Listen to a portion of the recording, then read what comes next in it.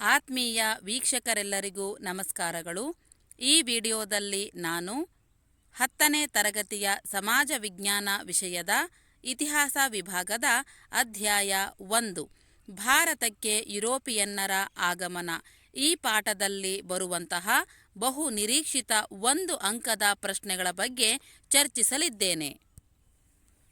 ಪ್ರಶ್ನೆ 1. ಪೂರ್ವ Roman Byzantium ಸಾಮ್ರಾಜ್ಯದ ರಾಜಧಾನಿ ಯಾವುದು? ಕಾನ್ಸ್ಟಾಂಟಿನೋಪಲ್. ಪ್ರಶ್ನೆ 2. ಭಾರತದ ಯಾವ ಪದಾರ್ಥಗಳಿಗೆ ಯುರೋಪಿನಲ್ಲಿ ಅಪಾರ ಬೇಡಿಕೆ ಇತ್ತು? ಸಾಂಬಾರ್ ಪದಾರ್ಥಗಳಾದ ಮೆಣಸು, ಜೀರಿಗೆ, ದಾಲ್ಚಿನ್ನಿ, ಏಲಕ್ಕಿ, ಶುಂಠಿ ಮುಂತಾದವು. ಪ್ರಶ್ನೆ 3. ಯುರೋಪಿನ ವ್ಯಾಪಾರದ ಹೆಬ್ಬಾಗಿಲು ಯಾವುದು? ಕಾನ್ಸ್ಟಾಂಟಿನೋಪಲ್. ಪ್ರಶ್ನೆ 4. ಏಷ್ಯಾ ದೇಶಗಳ ವ್ಯಾಪಾರದ ಮೇಲೆ ಯಾರು ಏಕಸ್ವಾಮ್ಯ ಸಾಧಿಸಿದ್ದರು? ಅರಬ್ಬರು. ಪ್ರಶ್ನೆ 5. ಯುರೋಪಿನ ದೇಶಗಳ ವ್ಯಾಪಾರದ ಮೇಲೆ ಯಾರು ಏಕಸ್ವಾಮ್ಯ ಸಾಧಿಸಿದ್ದರು? ಇಟಲಿಯ ವರ್ತಕರು. ಪ್ರಶ್ನೆ 6. 1453ರಲ್ಲಿ ಕಾನ್ಸ್ಟಾಂಟಿನೋಪಲ್ ನಗರವನ್ನು ಯಾರು ವಶಪಡಿಸಿಕೊಂಡರು? ಆಟೋಮಾನ್ ಟರ್ಕರು. ಪ್ರಶ್ನೆ 7. ಸಮುದ್ರಯಾನಕ್ಕೆ ಪ್ರೋತ್ಸಾಹಿಸಿದ ಯುರೋಪಿನ ದೇಶಗಳು ಯಾವುವು? ಸ್ಪೇನ್ ಮತ್ತು ಪೋರ್ಚುಗಲ್. ಪ್ರಶ್ನೆ 8. ಹೊಸ ಜಲಮಾರ್ಗ ಶೋಧನೆಗೆ ಸಹಾಯಕವಾದ ವೈಜ್ಞಾನಿಕ ಆವಿಷ್ಕಾರಗಳು ಯಾವುವು? ದಿಕ್ಸೂಚಿ, ಆಸ್ಟ್ರೋಲೋಬ್ ಮತ್ತು ಸಿಡಿಮದ್ದು. ಪ್ರಶ್ನೆ 9.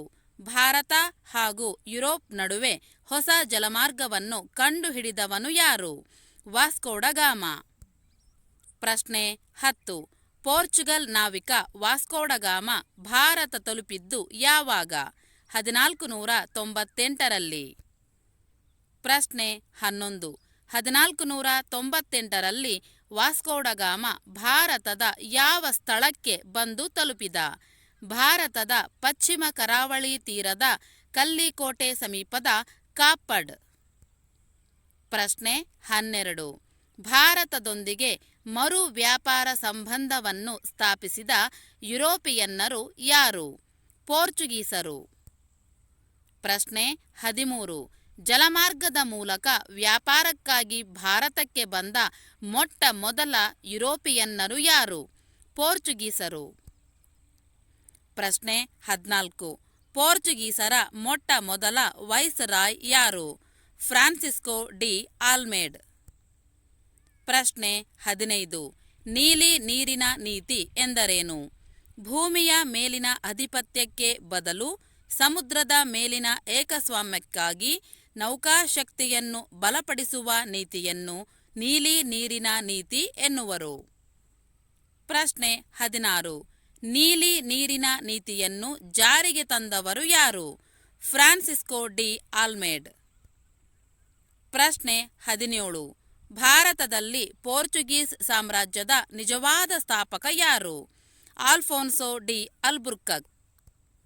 ಪ್ರಶ್ನೆ 18. ಭಾರತದಲ್ಲಿ ಪೋರ್ಚುಗೀಸರ ಆಡಳಿತ ಕೇಂದ್ರ ಯಾವುದು? ಗೋವಾ. ಪ್ರಶ್ನೆ 19. ಯುನೈಟೆಡ್ ಈಸ್ಟ್ ಇಂಡಿಯಾ ಕಂಪನಿ ಸ್ಥಾಪನೆಯಾದದ್ದು ಯಾವಾಗ? ಸಾಮಾನ್ಯ ಶಕ 1602ರಲ್ಲಿ. ಪ್ರಶ್ನೆ 20. ಡಚ್ಚರು ಸಾಂಬಾರು ದ್ವೀಪಗಳಿಗೆ ಮಾತ್ರ ಏಕೆ ಸೀಮಿತಗೊಂಡರು? ಭಾರತಕ್ಕೆ ಬಂದ ಇಂಗ್ಲಿಷರು ಮತ್ತು ಫ್ರೆಂಚರ ಪೈಪೋಟಿಯನ್ನು ಎದುರಿಸಲಾಗದೆ. ಪ್ರಶ್ನೆ 21. ಇಂಗ್ಲಿಷ್ ಈಸ್ಟ್ ಇಂಡಿಯಾ ಕಂಪನಿಗೆ ಪೂರ್ವ ದೇಶಗಳೊಂದಿಗೆ ವ್ಯಾಪಾರ ನಡೆಸಲು ಪರವಾನಗಿ ನೀಡಿದ ಇಂಗ್ಲೆಂಡಿನ ರಾಣಿ ಯಾರು? ರಾಣಿ ಎಲಿಜಬೆತ್. ಪ್ರಶ್ನೆ 22. ಇಂಗ್ಲಿಷ್ ಈಸ್ಟ್ ಇಂಡಿಯಾ ಕಂಪನಿಗೆ ಭಾರತದಲ್ಲಿ ಮೊದಲ ದಾಸ್ತಾನು ಮಳಿಗೆ ತೆರೆಯಲು ಅನುಮತಿ ನೀಡಿದ ಮೊಘಲ್ ಸಾಮ್ರಾಟ ಯಾರು? ಜಹಾಂಗೀರ್. ಪ್ರಶ್ನೆ 23. ಇಂಗ್ಲಿಷ್ ಈಸ್ಟ್ ಇಂಡಿಯಾ ಕಂಪನಿಯು ಮೊದಲ ಫ್ಯಾಕ್ಟರಿ ಅಥವಾ ದಾಸ್ತಾನು ಮಳಿಗೆಯನ್ನು ಎಲ್ಲಿ ತೆರೆಯಿತು? ಸೂರತ್. ಪ್ರಶ್ನೆ 24. ಜಹಾಂಗೀರನ ಆಸ್ಥಾನಕ್ಕೆ ಭೇಟಿ ನೀಡಿದ ಇಂಗ್ಲೆಂಡಿನ ರಾಯಭಾರಿ ಯಾರು? Sir Thomas rho. ಪ್ರಶ್ನೆ 25. ಇಂಗ್ಲಿಷರು ಮದ್ರಾಸಿನಲ್ಲಿ ಕಟ್ಟಿದ ಕೋಟೆ ಯಾವುದು? Saint George fort. ಪ್ರಶ್ನೆ 26. ಬಾಂಬೆಯನ್ನು ಬ್ರಿಟಿಷ್ ಈಸ್ಟ್ ಇಂಡಿಯಾ ಕಂಪನಿಗೆ ಬಾಡಿಗೆಗೆ ನೀಡಿದ ಇಂಗ್ಲೆಂಡಿನ ರಾಜಕುಮಾರ ಯಾರು? 2ನೇ ಚಾರ್ಲ್ಸ್. ಪ್ರಶ್ನೆ 27. ಇಂಗ್ಲಿಷರು ಕಲ್ಕತ್ತಾದಲ್ಲಿ ಕಟ್ಟಿದ ಕೋಟೆಯ ಹೆಸರೇನು? Fort William. ಪ್ರಶ್ನೆ 28. ಭಾರತದಲ್ಲಿ ಬ್ರಿಟಿಷರ ಪ್ರಮುಖ ಪ್ರೆಸಿಡೆನ್ಸಿ ಕೇಂದ್ರಗಳು ಯಾವುವು? ಮದ್ರಾಸ್, ಬಾಂಬೆ ಮತ್ತು ಕಲ್ಕತ್ತಾ. ಪ್ರಶ್ನೆ 29. ಭಾರತದಲ್ಲಿ ಇಂಗ್ಲಿಷರ ರಾಜಧಾನಿ ಯಾವುದು? ಕಲ್ಕತ್ತಾ. ಪ್ರಶ್ನೆ 30. ಫ್ರೆಂಚ್ ಈಸ್ಟ್ ಇಂಡಿಯಾ ಕಂಪನಿ ಯಾವಾಗ ಸ್ಥಾಪನೆಯಾಯಿತು? 1664ರಲ್ಲಿ. ಪ್ರಶ್ನೆ 31. ಫ್ರೆಂಚರ ಪ್ರಪ್ರಥಮ ದಾಸ್ತಾನು ಮಳಿಗೆ ಅಥವಾ ಕೋಠಿ ಯಾವುದು? ಸೂರತ್. ಪ್ರಶ್ನೆ 32. ಭಾರತದಲ್ಲಿದ್ದ ಫ್ರೆಂಚರ ರಾಜಧಾನಿ ಯಾವುದು? ಪಾಂಡಿಚೇರಿ ಅಥವಾ ಪುದುಚೇರಿ. ಪ್ರಶ್ನೆ 33. ದಕ್ಷಿಣ ಭಾರತದಲ್ಲಿ ಫ್ರೆಂಚರ ಅಧಿಪತ್ಯವನ್ನು ಸ್ಥಾಪಿಸುವ ಮಹತ್ವಾಕಾಂಕ್ಷೆ ಹೊಂದಿದ್ದ ಫ್ರೆಂಚ್ ಗವರ್ನರ್ ಯಾರು? ಡೂಪ್ಲೆ. ಪ್ರಶ್ನೆ 34. ಬಕ್ಸಾರ್ ಕದನ ನಡೆದ ವರ್ಷ ಯಾವುದು? 1764ರಲ್ಲಿ. ಪ್ರಶ್ನೆ 35. ಮೀರ್ ಖಾಸಿಂ ಬಂಗಾಳದ ಎಲ್ಲಾ ವ್ಯಾಪಾರವನ್ನು ಸುಂಕ ಮುಕ್ತ ಎಂದು ಘೋಷಿಸಿದರ ಪರಿಣಾಮವೇನು? ಭಾರತೀಯರು ಸುಂಕವಿಲ್ಲದೆ ವ್ಯಾಪಾರ ನಡೆಸಿದ್ದರಿಂದ ಬ್ರಿಟಿಷರ ವ್ಯಾಪಾರಕ್ಕೆ ಭಾರೀ ಹೊಡೆತ ಬಿದ್ದಿತು. ಪ್ರಶ್ನೆ 36. ಬಕ್ಸಾರ್ ಕದನದಲ್ಲಿ ಬ್ರಿಟಿಷರ ವಿರುದ್ಧ ಹೋರಾಡಿದವರು ಯಾರು? ಮೀರ್ ಖಾಸಿಂ, ಮೊಘಲ್ ದೊರೆ 2ನೇ ಶಾ ಆಲಂ ಮತ್ತು ಔದ್ ನವಾಬ ಶುಜ್ ಉದ್ ದೌಲ್.